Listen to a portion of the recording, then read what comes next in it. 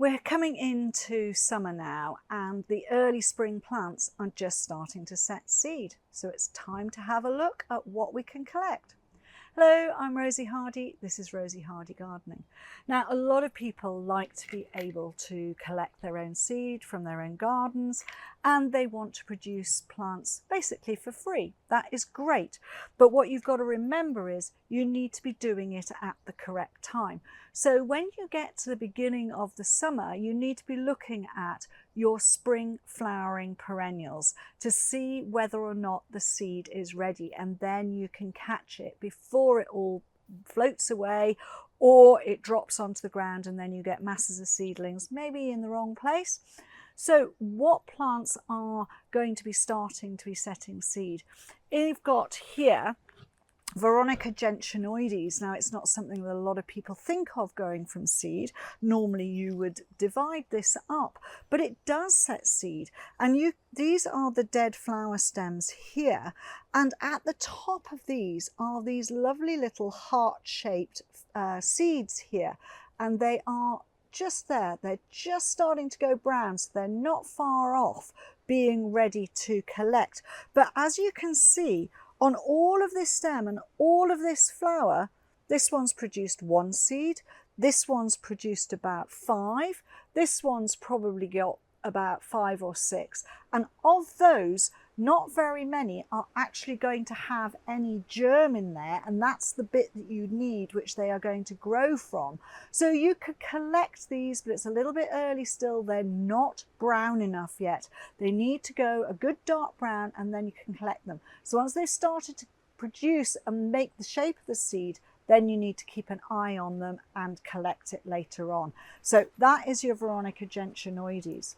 Then looking at something like the anemone. Now, we've just had the Veronica, which is a heart-shaped seed. This anemone has a completely different shaped seed, and it's all tiny little individual seeds in a seed head like this. They're really quite spectacular. They look really beautiful. This is Anemone Rivularis. When this is in flower, it's a beautiful white one with a lovely blue reverse and then blue anthers on it. Now, nearly every single flower on here has started to produce seed. Some have got full clusters, which are really large, and others have got full clusters, which are small. So this was obviously an early flowering one, and this was later. So the seed is going to ripen at a different time. At the moment, all of these seed capsules are green. Again, it's too early. They've got to go brown before they're ready to be collected. So this is going to take about another couple of weeks, so just need to keep an eye on it and then go back and collect some seed off this. Really worthwhile growing. So that is Anemone Rivularis. And all of these prefer you to collect the seed and then set it fresh. They don't want the seed to be kept for a long time. They germinate much, much better if the seed is sown as fresh as possible. If you are interested in propagation, we have now produced an online course. Please do follow the link below for more information. And then this one's quite interesting. This is your Geum, and this one is Geum Creamdrop. So it's a rivale type, and it produces these beautiful seed heads. They're really structural and they're great. And when you look at them, they've got this funny little hook at the top. And the reason why they've got that hook is because when birds or animals or even us go past, these hooks hook onto your clothing, and you'll find that you can be, especially if you've got a woolly jumper on or something that's woolly, they will hook onto that and you will be covered in seed down the side. So as you walk along and you brush against something else, the hook breaks, the seed falls off, and you have then got the seed being carried around. Very ingenious way of getting your seed carried around and moved to somewhere else. And these will set quite a lot of seed, and they're really good. If you don't want something like this self-seeding around the place, then you just deadhead and you get rid of the seed heads like so, and then it's not going to seed around. But these are great, they're really good, and it's fun to have some things like this from seed. But they are very architectural, which is why a lot of people leave them there, because the foliage is low, you've had the beautiful flower, and now they look lovely, you know, and also they are food. They're food for the birds as well. So if you can, remember leaving seed heads on at this time of the year. The birds have still got, you know, young, and they need to feed them, and a lot of them are seed eaters, and so they want these seeds. So that is something to remember. Always leave them on for nature, but you can also collect them yourself. As soon as these are starting to turn a little bit and you are able to just pull the seeds off like so, then that is ready to be taken. They probably need a little bit of drying still because they're green, but if they are starting to disperse naturally, then that is the time to collect them. So that is your Geum seeds. Right, then we've got things which are more in capsules, and the one which most people will be aware of are the Aquelegia. Now, Aquelegia are really easy to tell when they are actually ready to be collected. You get the end of the flowering stem here, you get these pleated bud seed heads like this. I think they're really lovely. They're really well made. And these ones are all still green, but this one here is brown. And if we were to take that one off and turn it upside down, then you would find we would get a lot of seed in there. I won't actually cut it off, but what I will do is use something white like this paper bag and just see if there's any seed going to come out of there. Oh yes, there we go. Lovely black seed. Yep, so you can see this really beautiful black seed here. This is all ready to go. So that is fantastic. So that is your Aquelegia, and again, it's a completely different shape. If we just put some of the Geum seeds on there, we will see all of the seeds are a different shape, different ways of being distributed around the place. These ones, what will happen with the Aquelegia is that they will peel back, and that then is like a capsule, and it will go like that, and the seeds will scatter around the place. So that's what happens with the Aquelegia. Then I've got two types of Silene here. First one is a Silene flos-cuculi. Flos-cuculi sends up these lovely white flowers. This one's the albiform.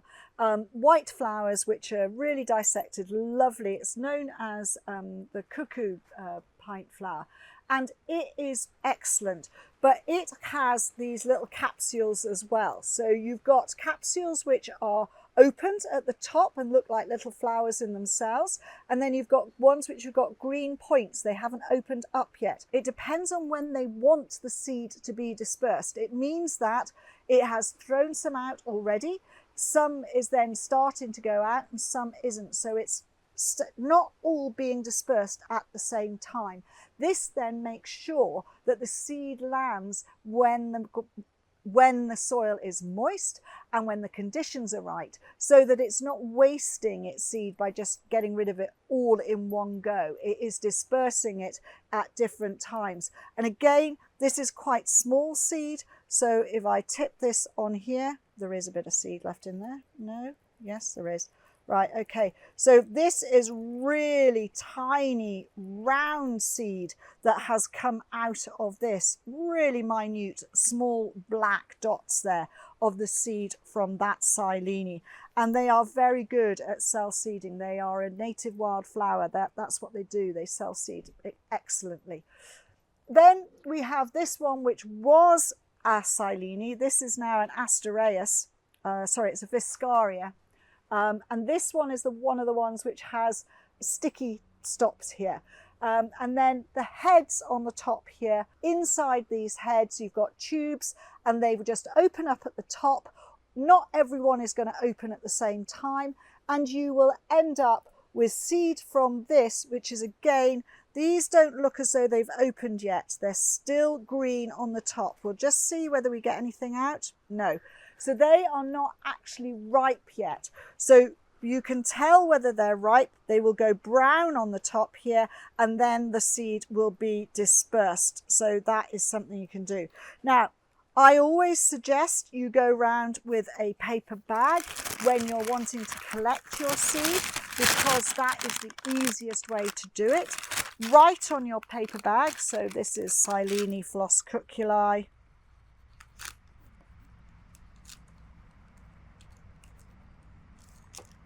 Albiflora actually. Put the date on of when you're actually collecting it. Then you know that it's whether it's fresh or not, and put your bag over the top of your seed. Done this out of camera, haven't I? Start again. So you've written your name on your bag, and you are going to take your bag and put it over the top. Everything is blowing away. Put it over the top of the seed head that you want. Just hold it there and cut off your head, and then just shake away, and you will find you get loads of seed in the bottom of the bag. It's all down there.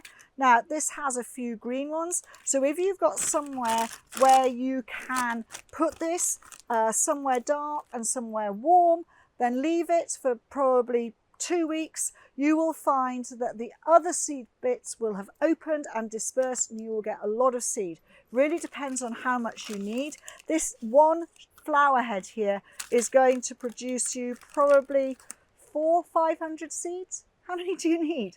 Okay, so that is one way to do it. That's really good. Once you don't need the flower head anymore, that can go to the compost heap, which is the best place for it. Then just seal these up. This one can be sown directly straight away. Others, the majority of the spring ones, I would say sow straight away. And then if you have a little bit left over, just store it somewhere dry and dark, and that's the best place to put it. Okay, so hopefully that helps you. Look around for your own seed. Remember, the majority of the seed heads need to go brown, they need to be dry, and then you will get the seed from them.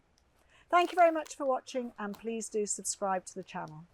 If you want to watch another video of mine, YouTube thinks this one is perfect for you.